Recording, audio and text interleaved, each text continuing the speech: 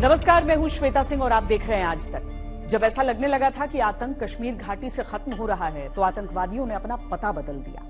लगभग 20 साल की शांति के बाद जम्मू के पूरे क्षेत्र में आतंक की वापसी के पूरे संकेत हैं। शुरुआत में जो इक्का दुक्का हमले लग रहे थे, अब एक पूरा पैटर्न सामने आ रहा है। आखिर क्या वजह है कि पूंछ राजौरी से लेकर डोडा कठुआ तक आतंकवादी हमले हो रहे हैं? सैनिकों से लेकर तीर्थ यात्रियों, नागरिकों तक को निशाना बनाया जा रहा है। और क्या तरीका है ऐसे हमलों पर अंकुश का? क्या तरीका है आतंक को फुल एंड फाइनल खत्म करने का?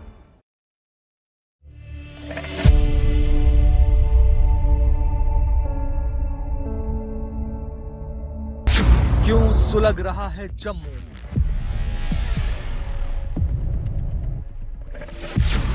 क्यों आतंकवादियों के निशाने पर है जम्मू?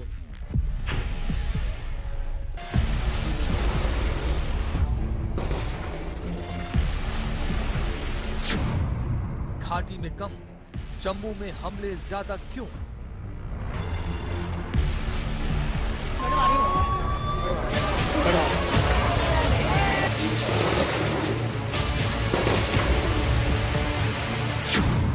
क्या जम्मू की सुरक्षा में कोई चूक हो रही है? 5 साल के बच्चे जो है वो उनका कत्ल किया जा रहा है।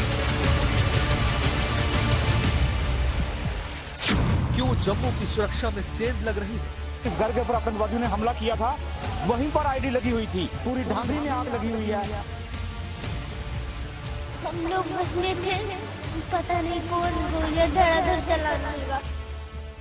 कठुआ में हुआ हमला पिछले 1 महीने में हुआ 7वां आतंकी हमला है जो जम्मू क्षेत्र में हुआ है। पिछले 2 महीने में कुल 11 हमले हुए हैं। साल 2023 में जम्मू रीजन में कुल 43 आतंकी हमले हुए हैं।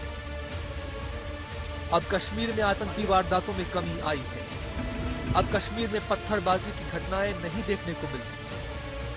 ऐसे में आतंकियों के आकाओं में यकीनन बेचैनी होगी, इसलिए आतंकियों ने नए टारगेट चुने। ये नया टारगेट है जम्मू। पिछले 1 महीने में जम्मू में हुए बड़े हमलों पर नजर डालिए। 8 जुलाई 2024 कठुआ में सेना के एक ट्रक पर घात लगाकर हमला, 5 जवान शहीद। 7 जुलाई 2024 राजौरी में प्रादेशिक सेना के शिविर पर गोलीबारी, 1 जवान घायल। 26 जून 2024 डोडा में सुरक्षा बलों ने 3 आतंकियों को मार गिराया। 12 जून 2024 डोडा में 2 आतंकी हमले हुए, इसमें 5 जवान और 1 एसपीओ घायल।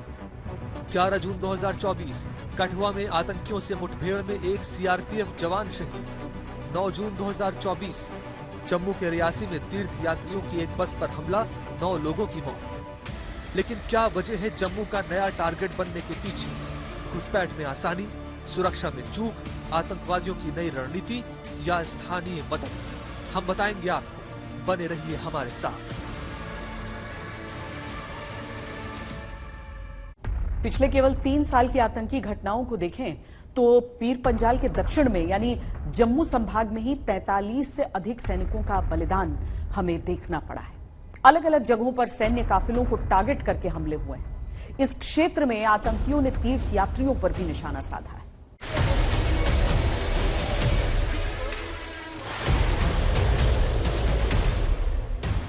पिछले 2-3 वर्षों से एक पैटर्न दिख रहा है। जब से अनुच्छेद 370 और 35 से हटा है, तब से लगातार पाकिस्तान और आतंकवादियों ने रणनीति में बदलाव लाया है और कहीं ना कहीं अब वो जो जम्मू संभाग के पहाड़ी क्षेत्र हैं उस पर अपना जो है फोकस कर रहे हैं। अमरनाथ यात्रियों पर हमला।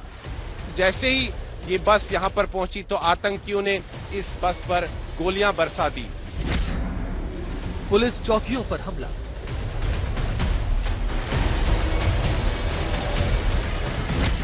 निर्दोष नागरिकों पर हमला।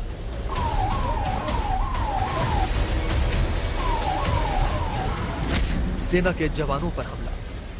कच्ची सड़क से जैसे जैसे सेना की गाड़ियां निकली तो आतंकवादियों ने पहले ग्रेनेड लगाए और बाद में फायरिंग शुरू कर दी।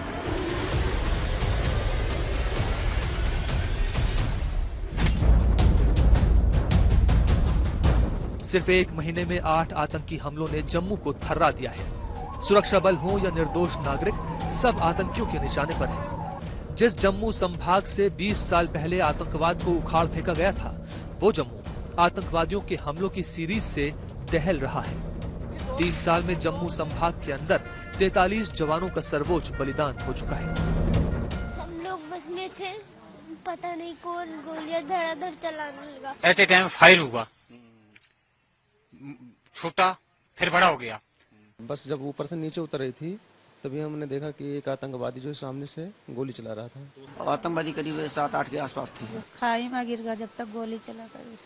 10-15 मिनट 20 मिनट तक वो चला है, गोली फायर हुआ तो उसके बाद मुझे पता चला कि हमारा एक फौजी शहीद हो गया, 3-4 जख्मी हो गए। जम्मू क्षेत्र में लगातार बढ़ रही आतंकवादी गतिविधियां संकेत हैं इस बात का कि आतंकवादी न सिर्फ भारत के खिलाफ हमलों की गति बढ़ा रहे हैं, बल्कि कश्मीर से निकलकर मैदानी इलाकों की ओर बढ़ रहे हैं। जम्मू के जिलों में हो रहे हमले आतंकियों की बदली हुई रणनीति की ओर इशारा करते हैं।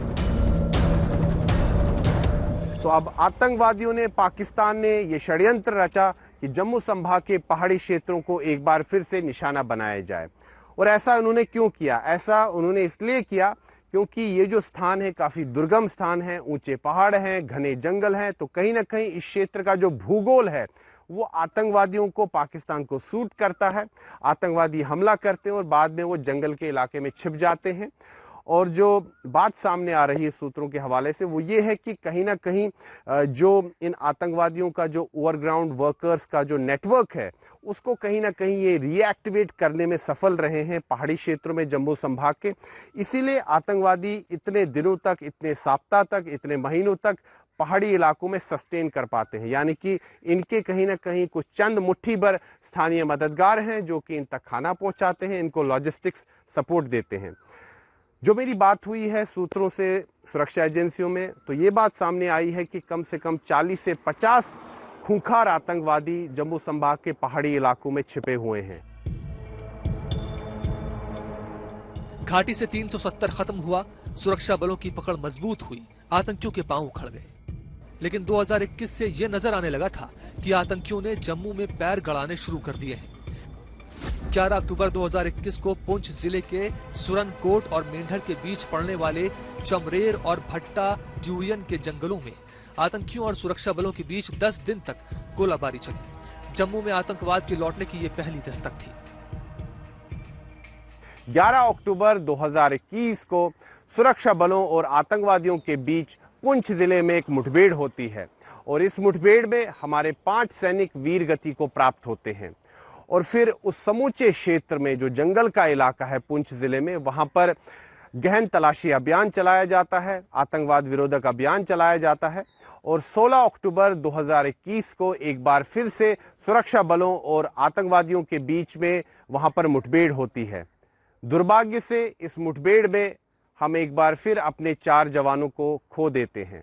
और लगातार अगर हम तब से देखें तो चाहे राजौरी हो, पुंछ हो, या रियासी हो, डोडा हो, और अब तो कठुआ जिले के जो पहाड़ी इलाके हैं वहां पर भी अब आतंकवादी गतिविधियां बढ़ गई हैं। और ये जो आतंकवादी हैं पहाड़ी क्षेत्रों में छिपते हैं, वहां पर प्राकृतिक गुफाएं भी होती हैं और वहां पर ये अपना हाइड आउट बनाते हैं और उन्हीं गुफाओं में छिपते हैं।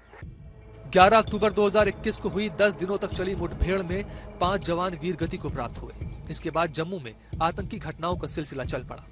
16 अक्टूबर 2021 को भट्टा दुर्यन के जंगलों में ही 4 और जवान शहीद हो गए। सघन कॉम्बिंग के बाद भी आतंकियों का पता नहीं चला। 30 अक्टूबर 2021 को राजौरी के नौशेरा सेक्टर में 2 जवान आतंकियों से लड़ते हुए वीरगति को प्राप्त हुए। 11 अगस्त 2022 को राजौरी के तरहाल क्षेत्र में आतंकी हमले में 5 जवान शहीद हुए, 2 फिदायीन भी मारे गए। 20 अप्रैल 2023 को मेंढर इलाके के भट्टा दुर्यन में 5 जवान शहीद हुए। इसके ठीक 15 दिन बाद राजौरी जिले के कांडी में आतंकियों के आईईडी ब्लास्ट में 5 पैरा कमांडो शहीद हो गए और 1 मेजर घायल हुए।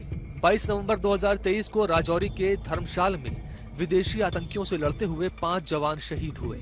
सुरनकोट इलाके में डेरा गली में 5 और सैनिकों ने प्राणों की आहुति दी। 21 दिसंबर 2023 को पुंछ में 1 जवान शहीद हुआ। 28 अप्रैल 2024 को उधमपुर जिले में बसंतगढ़ इलाके में 1 बीडीजी जवान का बलिदान हुआ। 4 मई 2024 को पुंछ के सुरनकोट में वायुसेना के 1 अधिकारी शहीद हुए। 11 जून 2024 को कठुआ के हीरानगर में आतंकियों से लड़ते हुए सीआरपीएफ के एक जवान शहीद हुए। 8 जुलाई 2024 को कठुआ जिले के बिलावर माचेड़ी में घात लगाकर किए गए आतंकी हमले में 5 जवान वीरगति को प्राप्त हुए। आतंकवाद का सफाया हम कर रहे हैं। जो भी आतंकवादी 2-4 बचे हुए हैं वो बिलबिला के बाहर निकल रहे हैं और इस तरह की जो नापाक हरकतें कर रहे हैं उनको बख्शा नहीं जाएगा। सुरक्षा बलों के अलावा आतंकवादियों ने जम्मू की धरती को निर्दोष नागरिकों के खून से भी बार बार लाल किया है।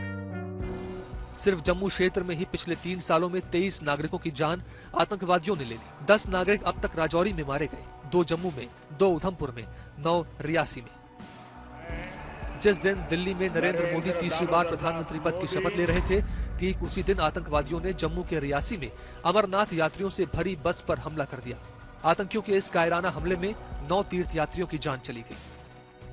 2021 से जम्मू के हालात सुरक्षा बलों के लिए लगातार चुनौतीपूर्ण रहे हैं। इस दौरान 76 आतंकवादियों को भी मौत के घाट उतारा गया। पिछले 1 महीने में आतंकवादी वारदातों में तेजी आई है, जो सुरक्षा बलों के लिए बड़ी चुनौती है। बड़ा सवाल यह है कि आखिर इस इलाके में आतंक का विस्तार क्यों हो रहा है, क्योंकि 2003 में जब सैन्य बलों ने इस क्षेत्र में आतंक का दी एंड किया, उसके बाद छिटपुट हमले हुए, पर कभी भी ऐसा नहीं लगा कि आतंक का रिसर्जेंस हो रहा है। आज अगर आतंकी हमले पूरे जम्मू क्षेत्र को अपनी गिरफ्त में ले रहे हैं, तो इसके कारणों को समझना जरूरी है।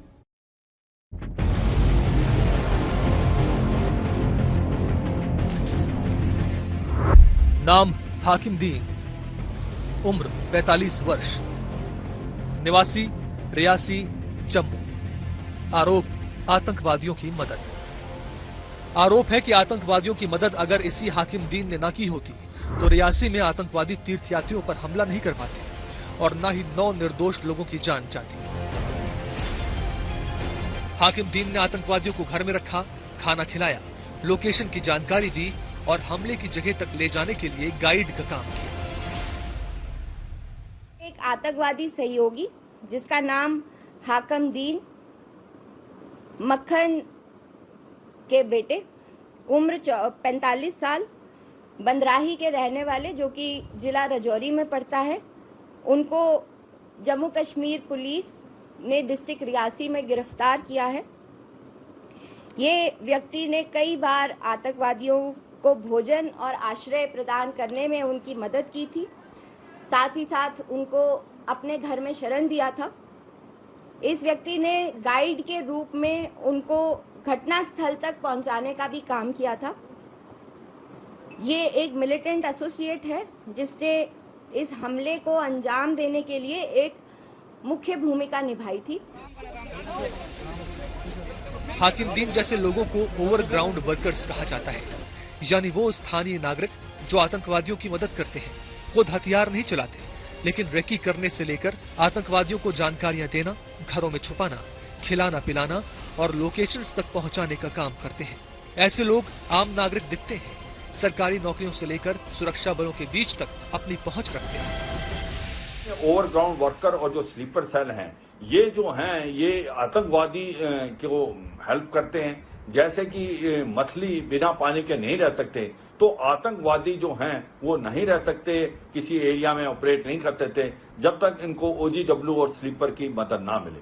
और अब ये OGW और स्लीपर सेल हैं, उनका नेटवर्क बहुत एक्टिव हो गया है, स्पेशली साउथ ऑफ पीर पंजाब। उनको बेसिकली वो इंफॉर्मेशन भी देते हैं, रियल टाइम इंटेलिजेंस भी देते हैं, लॉजिस्टिक सपोर्ट भी देते हैं आतंकवादियों को।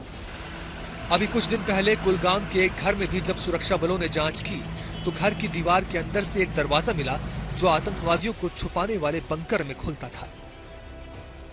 सुरक्षा बलों को मिली जानकारी के अनुसार जैश गुट जम्मू में OGW प्लान के तहत काम कर रहा है, यानी स्थानीय नागरिकों की मदद से सुरक्षा बलों पर सरप्राइज अटैक। जानकारी के अनुसार जैश ने सुरक्षा बलों के मूवमेंट की जानकारी, हथियार और बाकी लॉजिस्टिक सपोर्ट के लिए मुखबिरों और OGWs को बड़ी संख्या में एक्टिव किया था। गाइड जो हैं वो दिखा रहे हैं जगह जम्मू प्रोविंस की, क्योंकि जम्मू प्रोविंस का उनको टेरेन पूरा पता नहीं, तो वो उनको दिखा रहे हैं। और जैसे वो पीछे राजौरी वाले इंसिडेंट्स में भी वो हाकिम दीन पकड़ा गया, रियासी वाले इंसिडेंट्स में हाकिम दीन पकड़ा गया, ऐसे ही कुछ ऐसे गाइड्स हैं जो देशद्रोही हैं, जो इनके लिए पैसे के लिए काम कर रहे हैं और जो ISI के कहने पे चल रहे हैं। तो पुलिस जो है लगी हुई है, उसके अंदर CID वेरिफिकेशन का सारे सबकी कर रही है और जल्द ही ये जो ओवरग्राउंड अंडरग्राउंड वर्कर्स जिनका नेक्सस है यहाँ पे ये जम्मू प्रोविंस के अंदर, चाहे वो कठुआ है, राजौरी है, पुंछ है, वो भी आप देखेंगे जल्द ही उनको अनकवर करके उनको धरपकड़ कर लेंगे। 2019 में एक रिपोर्ट आई थी जिसमें कहा गया था हंदवाड़ा में 32 आतंकवादियों की मदद करने के लिए 496 ओवरग्राउंड वर्कर्स थे। इसी तरह कुपवाड़ा में 32, बारामूला में 26, रियासी में 182, डोडा में 74, कठुआ में 135, किश्तवाड़ में 135 और राजौरी पुंछ में इनकी संख्या 80 बताई गई। सोचने वाली बात यह है कि कुछ आतंकवादियों की मदद के लिए अगर इतनी बड़ी संख्या में स्थानीय लोग शामिल हैं, तो सुरक्षा बलों के लिए कार्रवाई कितनी मुश्किल है। ये इस बात का भी संकेत है कि आतंकवादियों, उनके मददगारों का नेटवर्क फिर से तैयार हो रहा है। ISI जो है वो काफी पैसा इसके अंदर आतंकवाद के अंदर कर रहा है। ड्रोन्स का भी इस्तेमाल हो रहा है जिसके अंदर ड्रग्स भी आ रही हैं और हथियार भी आ रहे हैं। मगर ये सच्चाई है कि स्लीपर सेल और ओवरग्राउंड वर्कर्स को एक्टिवेट किया गया है और इनको भी अभी आपको आइडेंटिफाई करना पड़ेगा और इनको न्यूट्रलाइज करना पड़ेगा। ये एक प्रकार आतंकवादी जैसे हैं उतने ही खतरनाक हैं सोसाइटी के लिए। जम्मू से होते हुए पुंछ राजौरी तक का जो पूरा क्षेत्र है वो सीमावर्ती है। अखनूर तक इंटरनेशनल बॉर्डर, उसके आगे लाइन ऑफ कंट्रोल। क्या इस क्षेत्र में घुसपैठ में बढ़ोतरी हुई है? इसके लिए सरकारी आंकड़ों पर ही भरोसा करना होगा, लेकिन इतना स्पष्ट है कि आतंकियों ने अपने ऑपरेट करने का तरीका बदला है।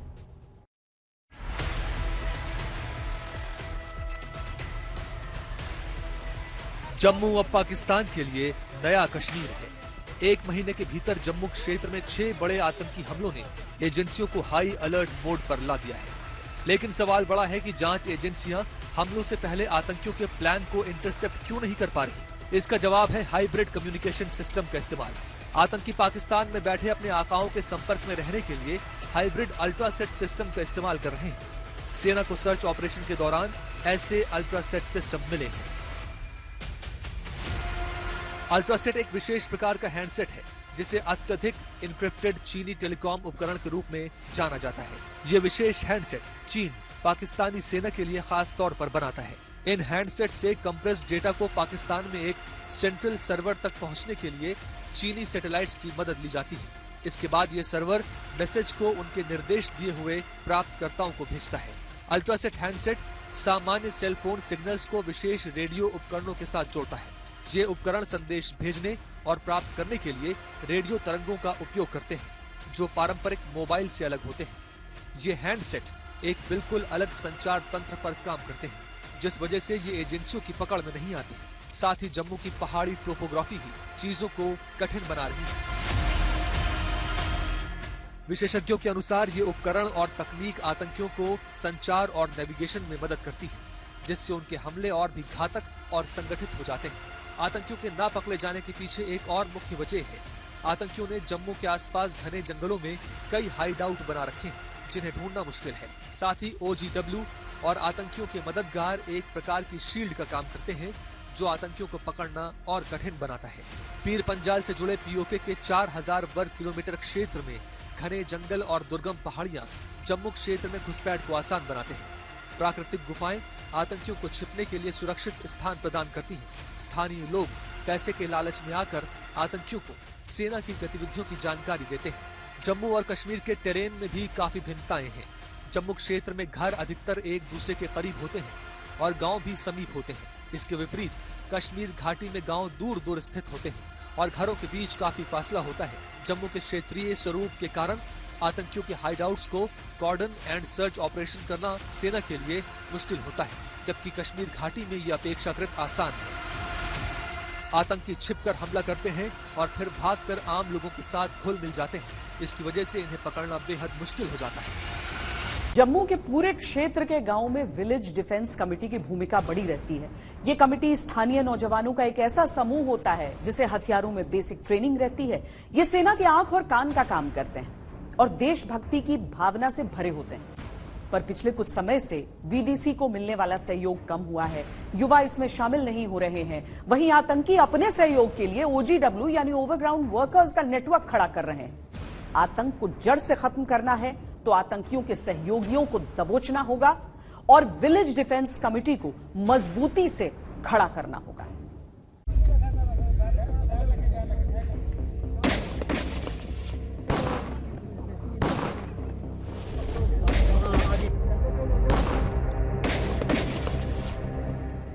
ये तैयारी आतंक से निपटने की हो रही है। ये तैयारी अलगाववाद को जड़ से मिटाने की हो रही थी। तस्वीरें जम्मू कश्मीर के अलग अलग इलाकों की हैं, जहां पुरुषों के साथ साथ महिलाएं भी आतंकवाद से लोहा लेने के लिए खुद को तैयार कर रही थी।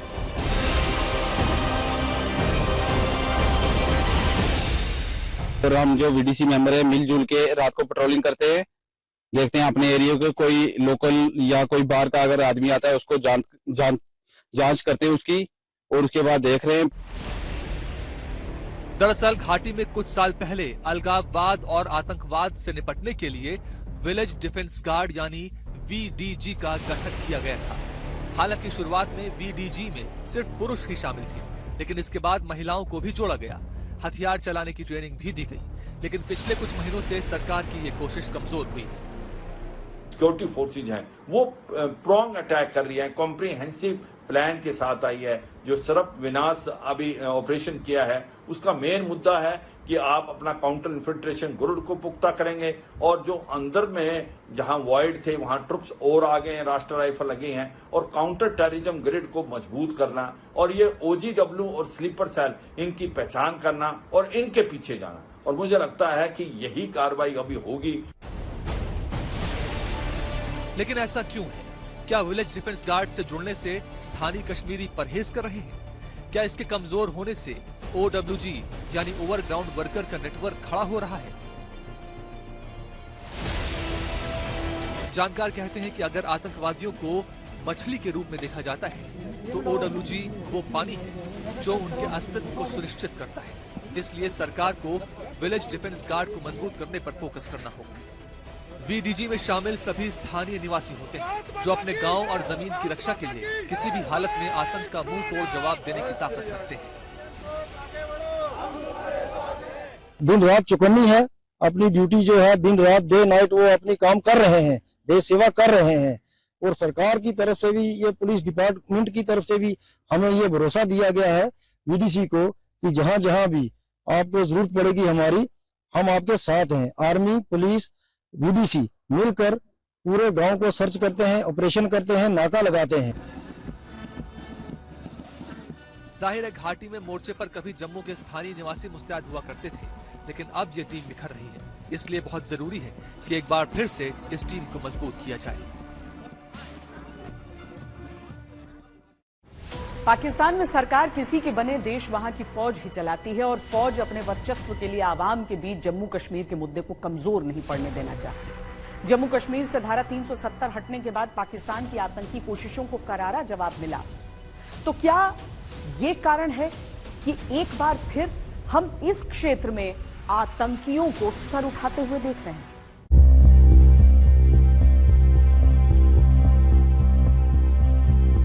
पाकिस्तान की राजनीति में फौज का वर्चस्व कोई नई बात नहीं है। चाहे सत्ता में कोई भी पार्टी हो, वास्तविक नियंत्रण और प्रभाव पाकिस्तानी सेना के ही हाथों में होता है, विशेष रूप से जब बात जम्मू कश्मीर की हो।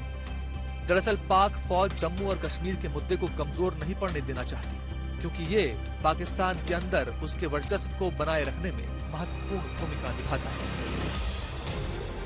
370 के खात्मे के बाद से कश्मीर और भारत के बीच बिचौलियों की भूमिका खत्म हो गई है। इसके साथ ही कश्मीर में आतंकवादी गतिविधियों में भी कमी आई है। इस लिहाज से पाकिस्तान ने अब अपने ध्यान को जम्मू की ओर केंद्रित किया है। जम्मू में पाकिस्तानी आतंकी मंसूबे सफल होने के पीछे दो बड़े कारण हैं।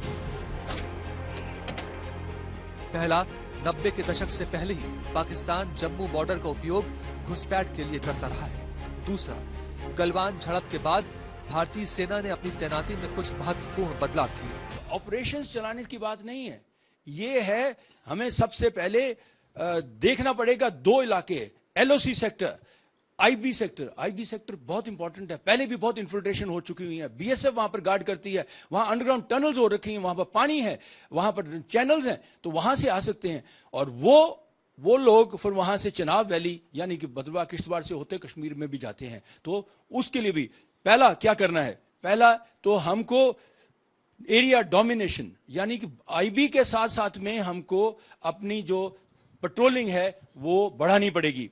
दूसरा सर्वेलेंस, हमें ऊपर से जो सर्वेलेंस है ड्रोन्स दे दो, हर एक बटालियन लेवल के ऊपर में ड्रोन्स दे दो, जो वो वहां पर सर्वेलेंस लगातार करते रहें।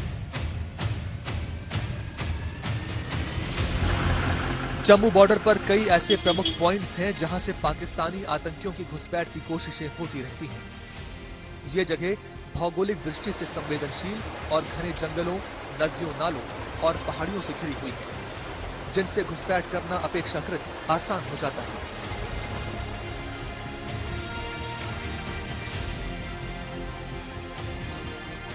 कुपवाड़ा और उरी सेक्टर से आतंकियों की घुसपैठ के कई मामले सामने आ चुके हैं। पुंछ और राजौरी सेक्टर में घने जंगल और पहाड़ी क्षेत्र आतंकियों को छुपने और घुसपैठ करने के लिए अनुकूल बनाते हैं। अखनूर सेक्टर तवी नदी के किनारे स्थित है, जो सीमा पार से घुसपैठ को आसान बनाता है। सांबा और कठुआ सेक्टर पाकिस्तान सीमा से सटे हुए हैं, यहाँ से भी घुसपैठ करते रहते हैं पाकिस्तानी आतंकी। सांबा और कठुआ में कई नदियां और नाले हैं जो सीमा पार करने के लिए इस्तेमाल की जाती हैं। कृष्णा घाटी और केरन सेक्टर कश्मीर के उत्तरी हिस्से में स्थित है, यहाँ से भी आतंकी घुसपैठ की कोशिशें होती रहती हैं। इन इलाकों की कठिन भौगोलिक स्थितियों के कारण आतंकियों को छुपने में आसानी होती है। माछिल सेक्टर से आतंकी घुसपैठ की कोशिश करते हैं। ये क्षेत्र भी घने जंगलों और पहाड़ियों से घिरे हुए हैं। पाकिस्तान की कमजोर सरकार फौज के रहमो करम पर टिकी हुई है, इसलिए फौज के एजेंडे को ही आगे बढ़ा रही है। भारत को इन चुनौतियों का सामना करते हुए अपनी सुरक्षा व्यवस्था को और मजबूत करना होगा, ताकि आतंकवाद के इस खतरे को समाप्त किया जा सके। 2003 में आतंक के सर्वनाश के लिए इस क्षेत्र में ऑपरेशन सर्प विनाश चलाया गया था। भारतीय सेना के रणबांकुरों ने आतंक के सांप का सर कुचल दिया था। क्या वक्त आ गया है ऑप सर्व विनाश पार्ट 2 का?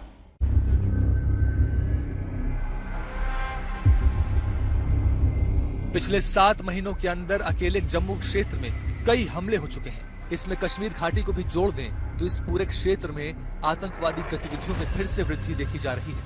ऐसे में ऑपरेशन सर्व विनाश पार्ट 2 की आवश्यकता पर चर्चा हो रही है। पहले जानते हैं कि ऑपरेशन सर्व विनाश था क्या। साल 2003 में भारतीय सेना द्वारा चलाया गया था ऑपरेशन सर्व विनाश। ये एक महत्वपूर्ण अभियान था जिसको जम्मू कश्मीर राज्य में हिलकाका क्षेत्र में चलाया गया था। लश्कर ए तैयबा, हरकतुल जिहाद इस्लामी, अल बद्र और जैश मोहम्मद जैसे आतंकवादी समूह पुंछ के पीर पंजाल के 150 वर्ग किलोमीटर के इलाके में लगातार बंकर बना रहे थे। इस ऑपरेशन ने जम्मू क्षेत्र में आतंकवादियों के खिलाफ महत्वपूर्ण सफलता हासिल की थी। इस ऑपरेशन में विभिन्न जिहादी संगठनों के 64 आतंकवादी मारे गए थे। अभियान के दौरान भारतीय सेना ने बड़े पैमाने पर आतंकवादियों के ठिकानों को भी ध्वस्त किया था।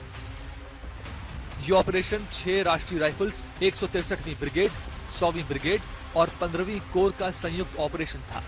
मारे गए आतंकियों के पास से पोर्टेबल सैटेलाइट फोन मिले, जिससे आतंकवादी पाकिस्तान में अपने आकाओं से संपर्क में थे। 9 पैरा एसएफ के पैराट्रूपर संजोग छेत्री को ऑपरेशन सर्व विनाश में उनकी भूमिका के लिए 2004 में मरणोपरांत अशोक चक्र से सम्मानित किया गया था।